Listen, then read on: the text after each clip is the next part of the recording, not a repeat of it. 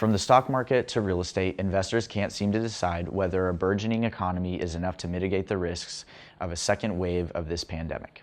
So where does the housing fit in between surging infections, record unemployment, and a surprising bull market?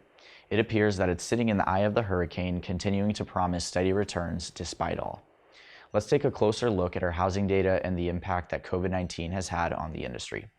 Firstly, housing prices saw gains. This despite the fact that inventory has also increased 6.2%, usually means less competition. How does this make sense?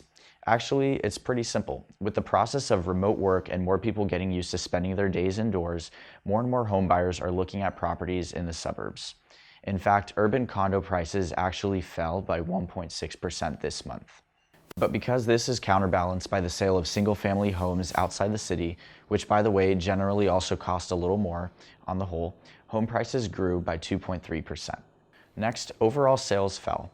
Experts were expecting a drop in home sales in the order of 3% this month because of ongoing health and economic concerns. What they weren't expecting was for that number to be many times higher, at 9.7%.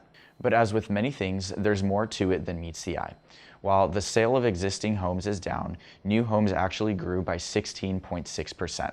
This suggests that people are feeling averse to shopping right now, but they're still willing to entertain new homes. When these concerns subside, we can expect these numbers to climb back up. Finally, competition has been stiff. 58% of the houses sold last month were on the market for less than a month, which is up another 2% from April.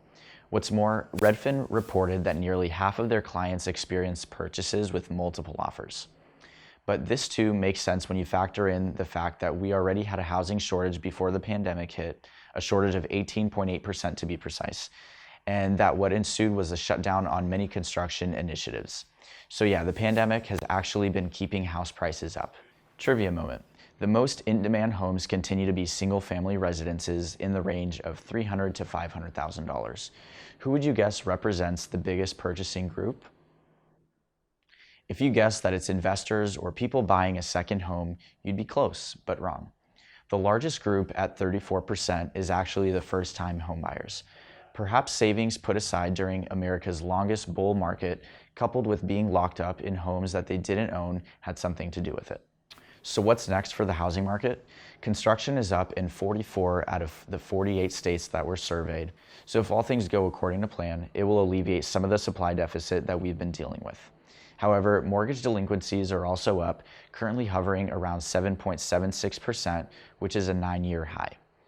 We're anticipating a wave of market demand as soon as health concerns become less of an issue, but we're also anticipating lenders keeping their requirements tight. Overall, with a lot of factors balancing each other out, we expect the real estate industry to remain strong and to weather the economic downturn better than other asset classes. If you found this content relevant, sign up for a Mortgage Market Insider through our website, syomortgage.com, and tune in next week for more market insights. I'm Chris Cornish. See you next week.